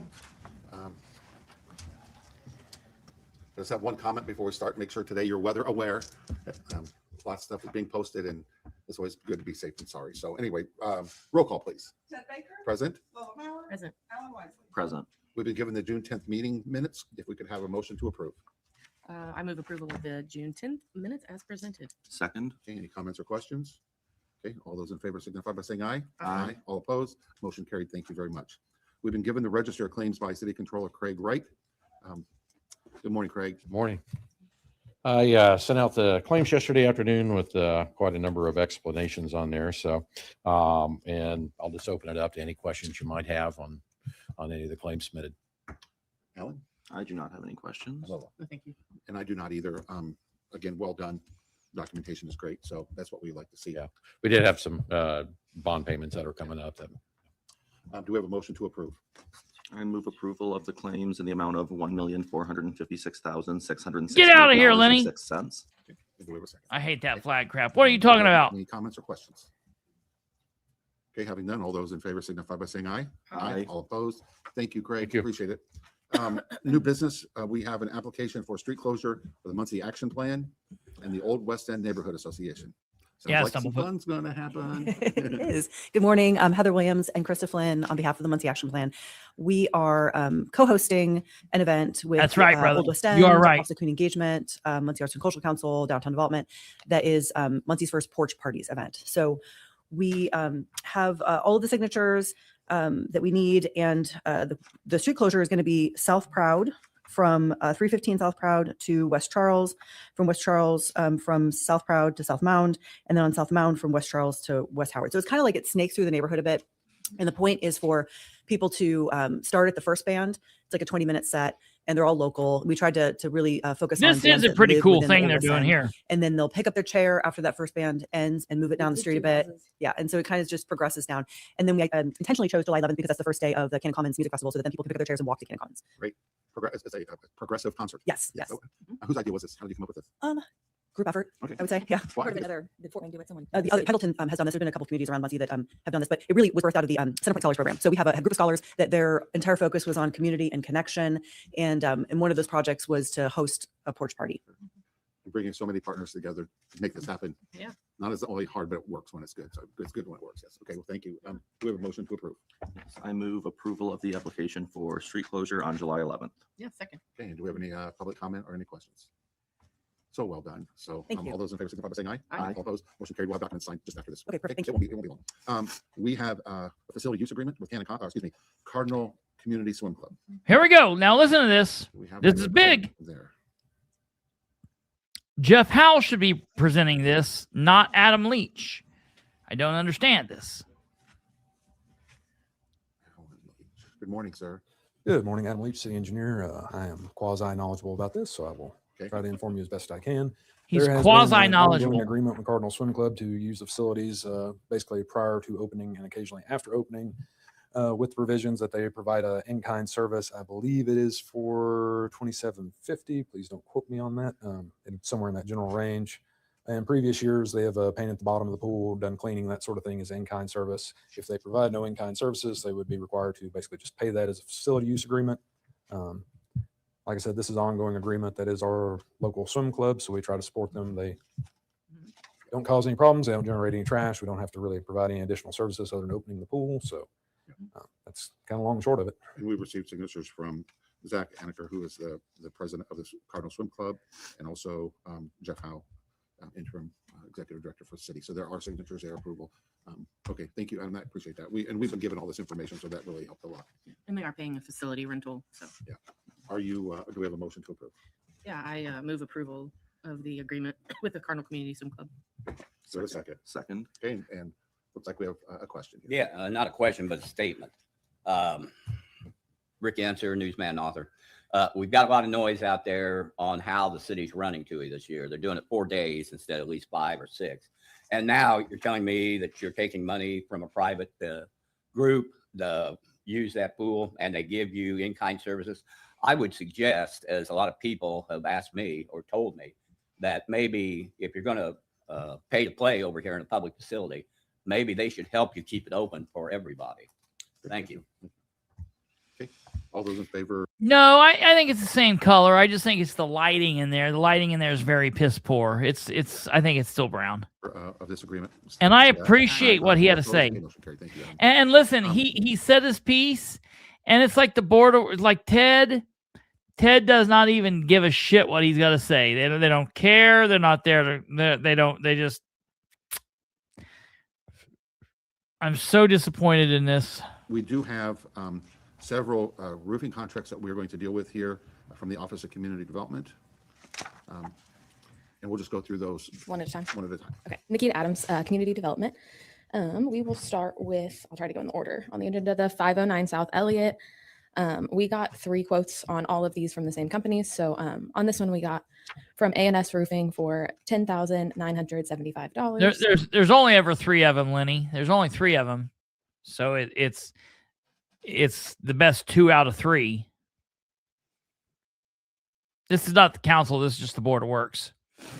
One from Hawkindale for $17,238, and one from Regal Roofing for $10,689. You're right, Alva. And then we are going. They would prefer to not be there. Oh, this one was the special case. This is the only one we're not going with the lowest bidder. We're going with A&S Roofing, and that one was only $286 more than the lowest bidder, and they added an extra layer of protection on a known leaking area of the roof. So we were advised to go with that one. So yeah, that was with A&S Roofing. We'll go through these and then we'll just give one broad approval if we need to. Perfect. Okay, and then the next address is the 2013 West 10th Street. A&S Roofing was $12,220. Hawkindale was $14,693, and Regal was $9,767. And we went with the lowest, which was Regal. Okay. The next one is 1912 East 18th Street. We have A&S Roofing for $14,900, Hawkindale for $17,765, and Regal for $10,371. Again, we went with Regal. The next one is 2208 North Milton.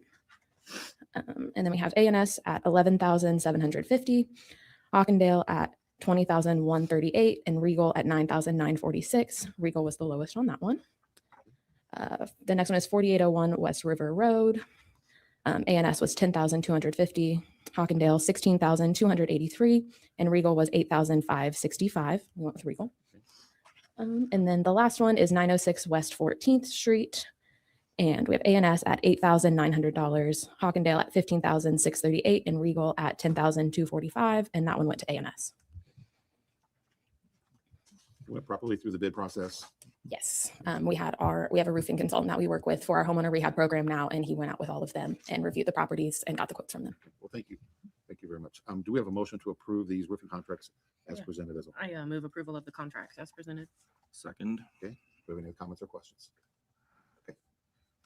All those in favor signify by saying aye. Aye. All opposed, motion carried. Thank you. So weird. Then we have for the Office of Community Engagement or Community Development, development agreement together to house.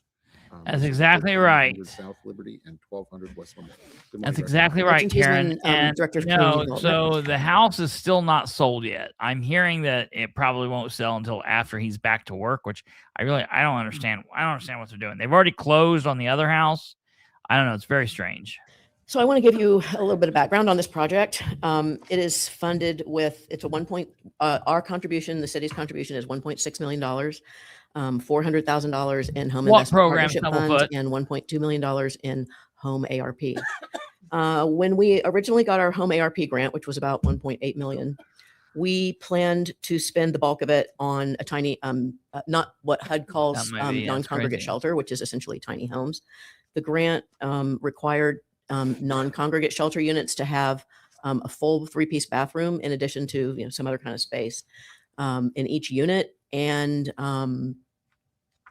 the farther we got down the line in planning for this, it became apparent that the 1.4 or the home ARP money was the only funding going into the project.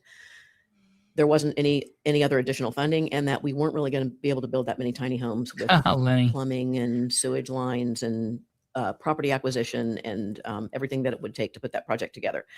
So in October of 2023, we put out a request for proposals to developers to work with the city on a permanent supportive housing project.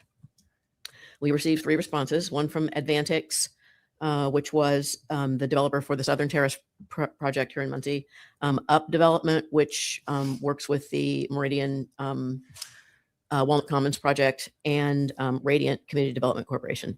We chose Radiant, and we applied to the Permanent Supportive Housing Institute, which is run in conjunction with Indiana IHCDA, Indiana Housing Community Development Authority, and we're accepted. And so in the spring of 2024, we attended the Permanent Supportive Housing Institute with Radiant, the property manager, Heron Management, our local service partner, Open Door, which will be the service provider for the project, and Muncie Mission, who worked with us as the liaison with Full Gospel Temple, who owns the Harrison School, which is one of the project sites.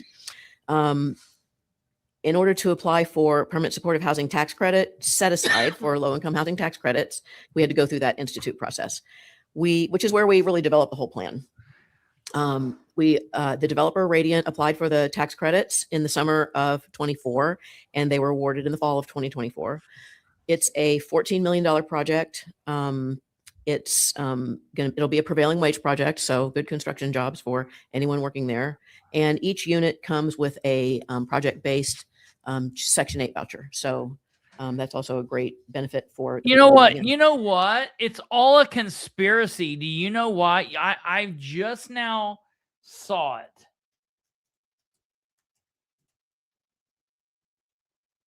I get it. It all connects. It all freaking connects. And I just now seen this. I want you to look at her shirt. and then look at the flooring that Stanley Kubrick used in The Shining. Now, back to this slime monster's shirt. Oh my God. Oh my God. Somebody connect me with the director of Room 237. I think I got to talk to him. Permit supportive housing is for people that are homeless. You have to be homeless in order to get on the list that is maintained by the Muncie or the Muncie's homeless providers. It's maintained by the YWCA. And everybody who goes into one of these units will be referred from that list. The sites are 1200 West Memorial, which is wrong show, but I love it. I love just it. west of Great. Hoyt Avenue. The site's currently You owned by understood Open the Door. assignment. There will also be an Open Door clinic that's built on that site as part of the project. Okay. At that site, there will be 19 one-bedroom units, and it'll be all new construction. The second site is 1200 South Liberty. I'm sorry, 1300 South Liberty, 1200 West Memorial. 1300 South Liberty is now is the old Harrison School. It'll be a historic tax credit project, so it will be all the work there will be done according to historic preservation standards. And at that site, there will be 2 one-bedroom units, 9 two-bedroom units, and 4 three-bedroom units. Of those, we'll have the home assisted, what we call the home assisted units. There will be 2 at They're 1200 West adding Memorial and these tiny second houses site onto a is historic 1200 property. South Liberty. I'm sorry, 1300 South Liberty, 1200 West Memorial. 1300 South Liberty is now is the old Harrison School. It'll be a historic tax credit project, so it will be all the work there will be done according to historic preservation standards. And at that site, there will be 2 one-bedroom units, 9 two-bedroom units, and 4 You just three-bedroom said it units. would be up to standards. I don't know how that's going to Of be. those, we'll have Oh, the you home mean assisted, those? what we call the home assisted units. There will be You 2. mean those historic she sheds that they used to have back in the founding of Muncie? What? That they're going to design them so they all look like baby carriage houses.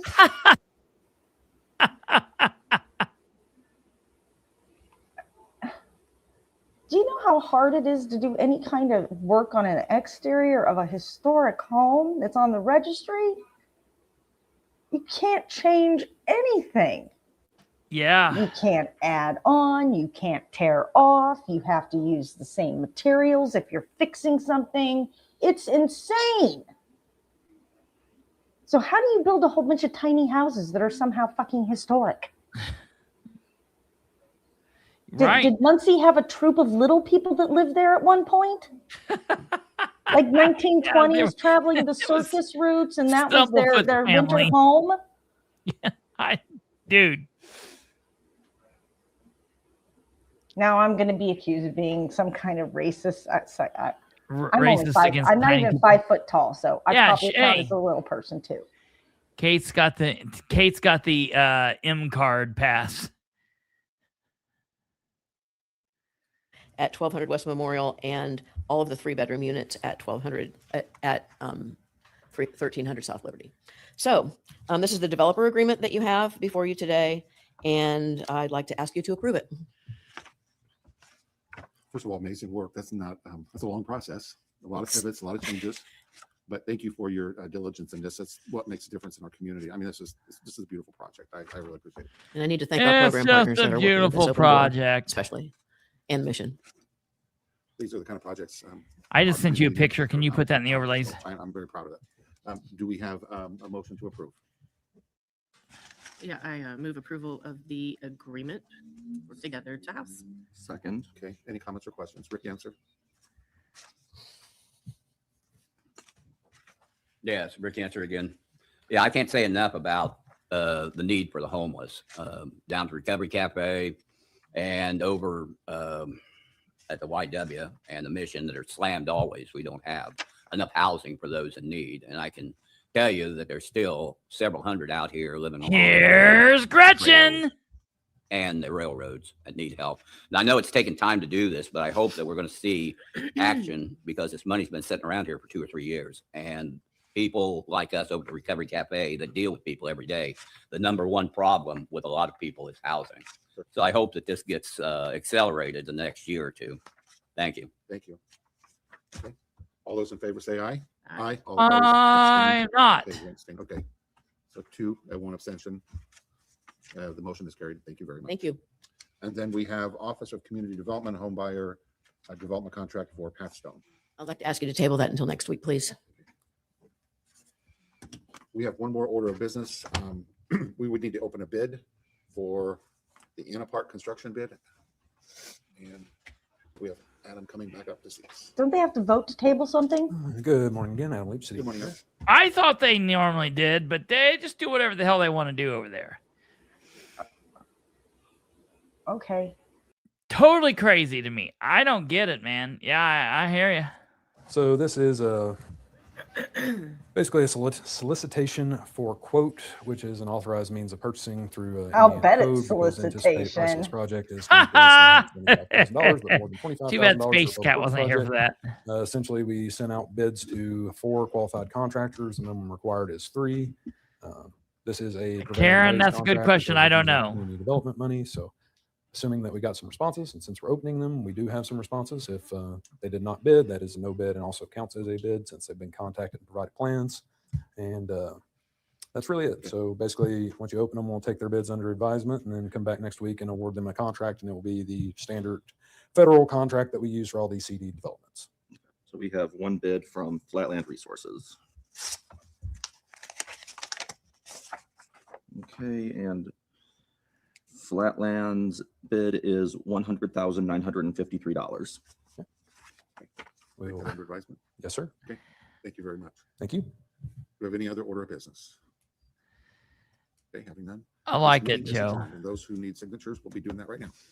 Thank you. Oh, they didn't even ask if anyone had any. I mean, dude, they're mad. They were mad that this meeting took. They were mad that this meeting took as long as it took. Like they couldn't deal with it. It was just something that was not okay. That's crazy. Just complete and utter ridiculousness. All right, ladies and gentlemen, we're going to take a real quick last break. And then when we get back, we're going to finish up with Dunreith. Sit tight, ladies and gentlemen, and we will be right back. All right, ladies and gentlemen, we're back, and that means it's time to take care of our final situation, and we're going to talk about.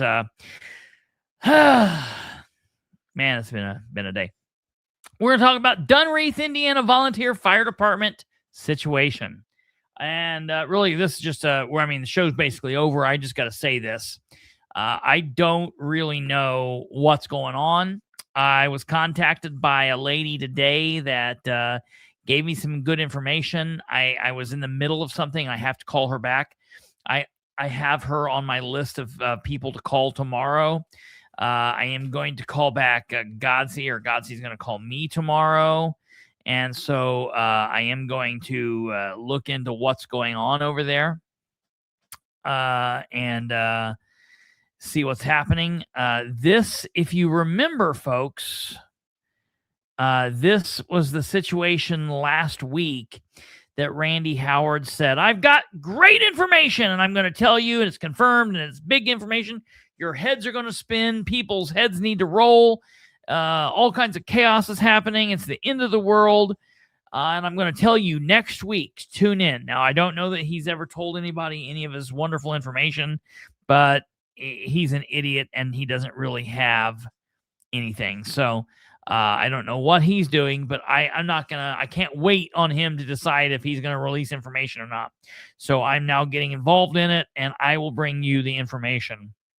So I'm just letting everybody know. I put this on some Henry County sites and I've been contacted by a couple of people. I don't have time for gossip and drama. Okay. I get a lot of people doing that.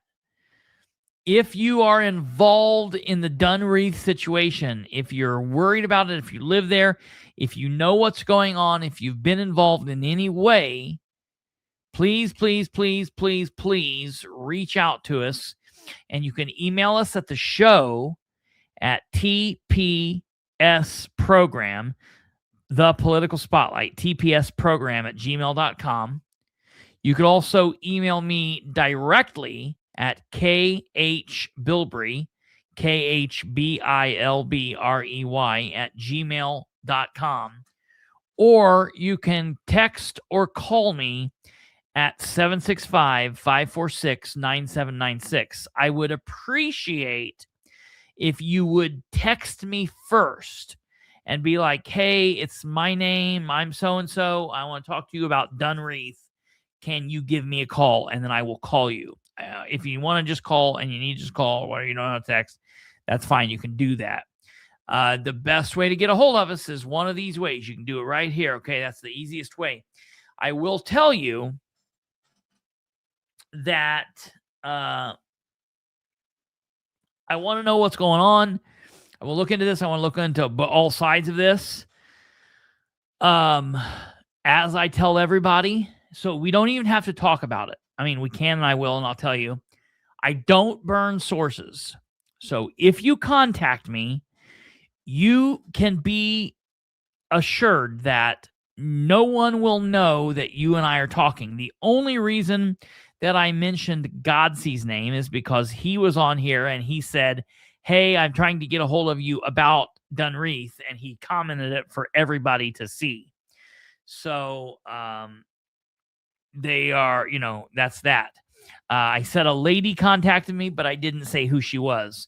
Okay. So I will protect you. If you call me, you can be assured that I will keep you private unless you say, hey, I want you to name me, then I'll name you. But if you say I don't want to be named or this has to be private, then don't worry about that. I will keep you private. So just know that. So that's that. So contact me. Here's all the ways to contact us. Get to me because there's something serious. I mean, they're shutting down an entire volunteer fire department. There's questions about money that's missing or money that's been handled wrongly, up to and including possibly amounts of like close to $10, $20, $30, $40, $50,000. So there's large amounts of money. It's small town politics and gossip, drama, and intrigue. You know how it goes. It's definitely what we handle here. So get a hold of me and we will deal with this. Now, in ending the show, we're ending the show now. This is it. This is the end of the road. I think we're out of the weather situation. If anyone's worried, I think that we're basically out of any kind of like serious drama. Let me look real quick. It's 10:58. Yeah. Basically, ladies and gentlemen, there is another little blurb in Indianapolis that looks like it'll be going through Indianapolis, and it should be going well under Newcastle by about midnight or 12:30. So it looks like we're good to go. I would say people can safely lay down. You might still, if you just want to be on the safe side, you might want to listen to your weather radio, whatever, do that thing. It is what it is. Is that a Glock under the globe? No, a Glock. No. So this, Lenny, my UK friend that are still dealing with muskets, that up there is a 2011. It is a Fusion Firearms X Ermo. Dude, it is gold. It's like the slide rocks like butter. I do have a Glock clone in here. My desk gun here, this is not a Glock. It looks like a Glock. This is a Springfield Echelon.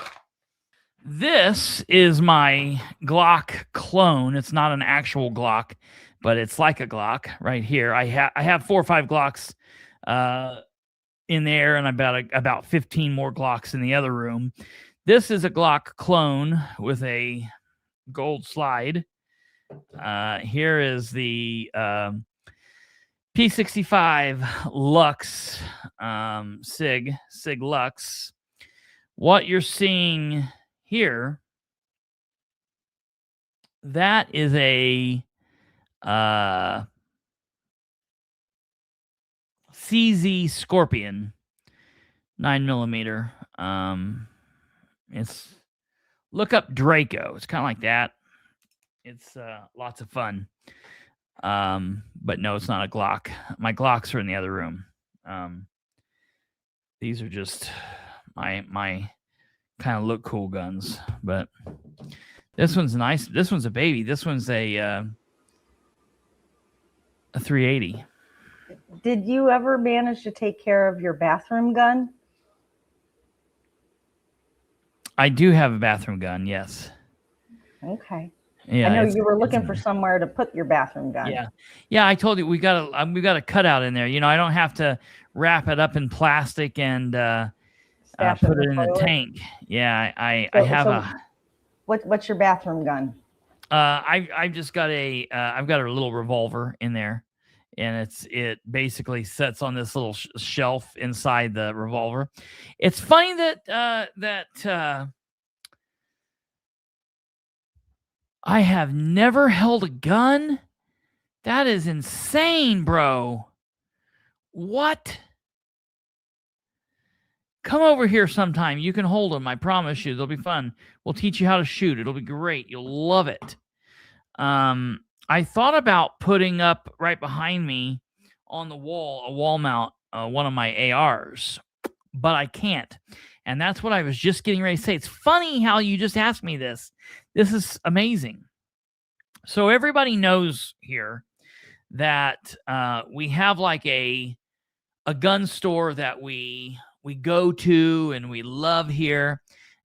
Kate's husband works, is the manager at Trigger Outdoor Sports, and that's where we send everybody to for your gun needs all over Indiana, but specifically in the Winchester, Newcastle, and Greenville areas. I've got to say this, and I've been trying to think about how to say this, because we love showing Niles and the crew there a lot of love going over there, love spending time at the gun store over there. But like any other gun nut, Second Amendment lover, you don't just have one gun store that you go to. And Trigger Outdoor Sports is my place I go. But I do have a connection also to McGalliard Guns and More here in Muncie. And I want to show everybody something. And this is not really gun related, but I want to show everybody something that I have been. What you guys don't know, and you guys can't see. Matter of fact, it's at the old house. I still need to bring it here. But I have I'm gonna send this to you here, or I'm gonna just put this up in. Just bear with me. It'll take 5 more minutes to get through this, and I'll send you all on your way. Only like long-term listeners will care about this. Most people won't. So from when I was on the police department, I have a badge box where I keep like all of my either badges that I wore as a patrolman and then as an investigator on the drug task force for the prosecutor's office. Like back here, what you'll see back here is hanging up here is a set of handcuffs, and hanging here, this is a Muncie police, not like a fakey patch badge, but at one point Muncie went to BDUs, and they actually had the actual badges made on the uniform, and you could so that's what that is. This is a Muncie Police badge. Right here is the Delaware County Sheriff's Delaware County Prosecutor's Office investigator badge star. So that's all put on display. I also have a badge box that contains a bunch of the badges that I either wore for different departments I was on, and then badges that I had traded with people. And I have this in a display, and I've always had this on display. Let me see here. I'm going to put this up here so you guys can see this. And I have my original pair of handcuffs, and my like pins that I wore on my uniform, and things like that. And it's a nice little representation of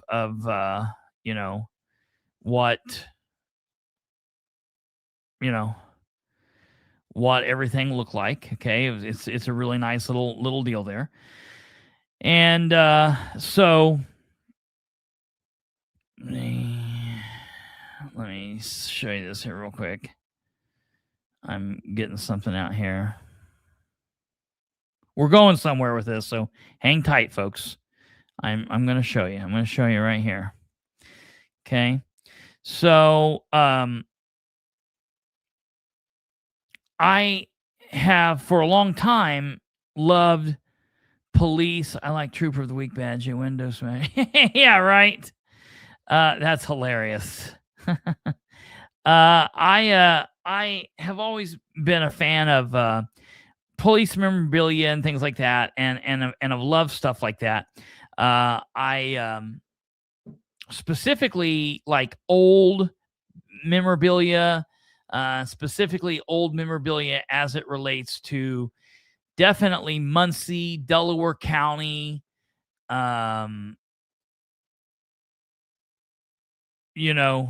different things like that, Indiana as a whole. So here is my shadow box. So it's got my handcuffs from when I was on the police department. It's got my chain whistle. It's got my pins and different things up here, and my hat badge, my name tag. It's got challenge coins. And then, here is a Muncie police badge, 2 Muncie police badges, an Albany, Indiana police badge, a Daleville police badge, Delaware County prosecutor's badge, Delaware County Sheriff's Department badge, different Sheriff's Department badges here. You can't see it here. There's a black badge. It's almost blacked out. It's a blacked out, and it was like the narcotics badge that we had. And so I've got that put up there. Okay, it's very, very cool. And I'm going to put that probably over here. You guys won't be able to see it, but I'm hanging on the wall over here. And I absolutely love that. Well, as you can see here in this picture, here is a image of the current Muncie police badge. And this is what the Muncie police badge has looked like for a long time. Late 70s, early 80s forward. Okay. Space Cat, if you just got here, you're going to have to go back in time. There was definitely some stuff that you'll want to hear when we start listening to the Board of Works when Adam comes on. You'll have to go back and listen to it. Just FYI, you'll have to remember that. But so that's what the Muncie police badge looks like. Okay, that's what it looks like. You can see it right here. There's that image of it. Okay. Well, for the longest time, I have been obsessed with trying to get my hands on an old Muncie police badge. Okay. For a very long time. And back in the 40s and 50s, 60s, they wore a much different badge. And I've been trying to get my hands on that. And I just, every time I get close to it, something happens and I don't actually end up getting it. And it's been very, very, very disappointing. Well, I'm going to show you here really quickly. I'm going to show you 2 more things, then I'm going to get to my point. Okay. So, besides the badge, the actual badge that you wear, there are also shoulder patches.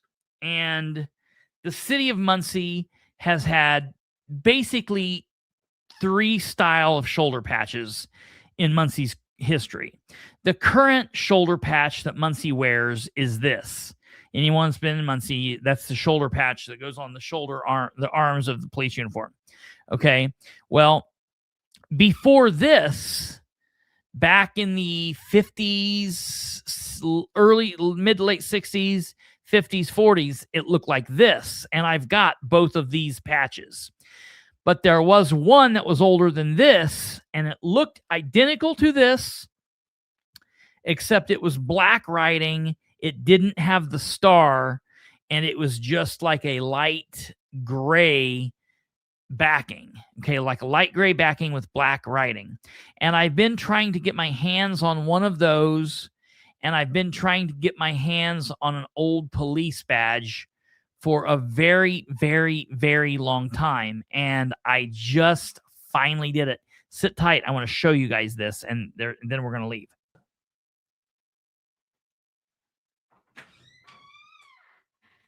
Disrespect to Trigger Outdoor Sports. Love Niles. Love the guys and the gals at Trigger. Love going to Trigger, but I show my love around. But the people at McGalley Guns and More have known that I have been in search of this old police memorabilia. And I want to show you what I got from there. Now, I have to do some work on this. But this is a shadow box here. Okay, an old shadow box. And I'm going to put the shadow box behind me.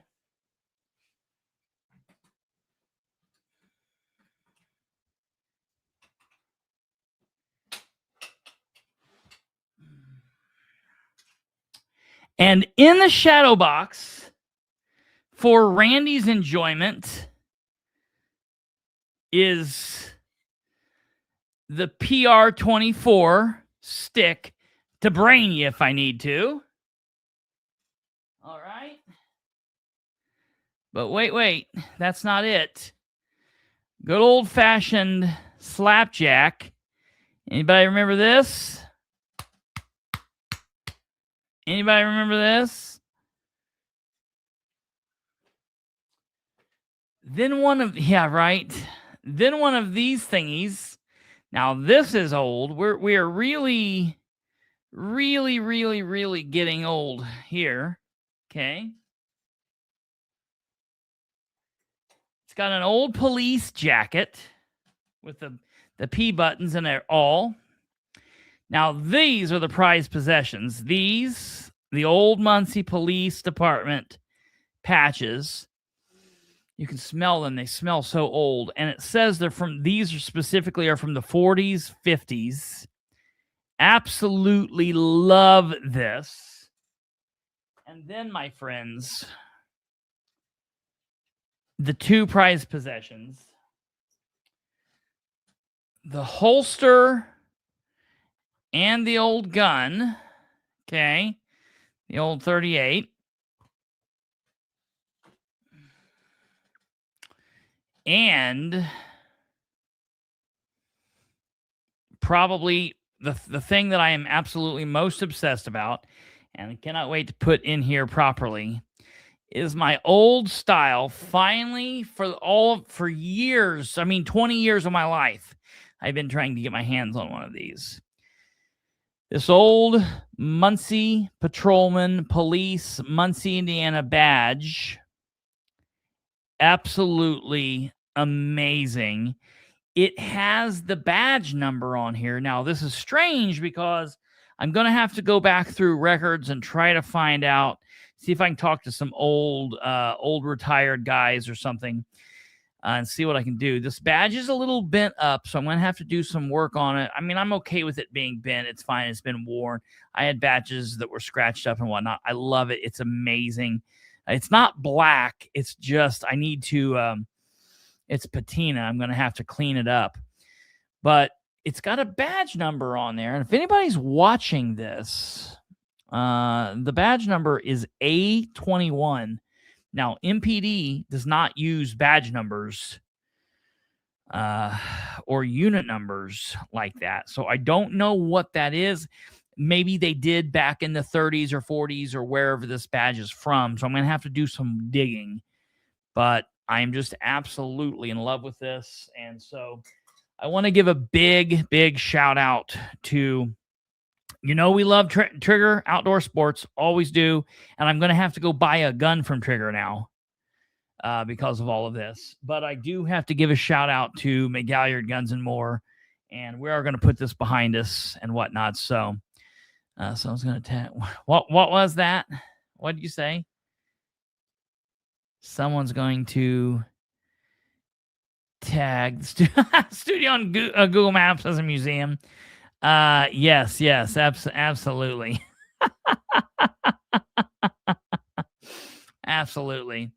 So yeah, I just wanted to show that. I'm excited. I can't wait. I'm going to work on that tonight and tomorrow a little bit and get that put up. So that'll be that. I'll have to go buy an AR from Trigger and put it up behind me somewhere. So, hey, thank you, Lenny, for asking us all these questions and getting us down this rabbit hole. You guys have a great night. Take care of yourselves. God bless each and every one of you. Be safe.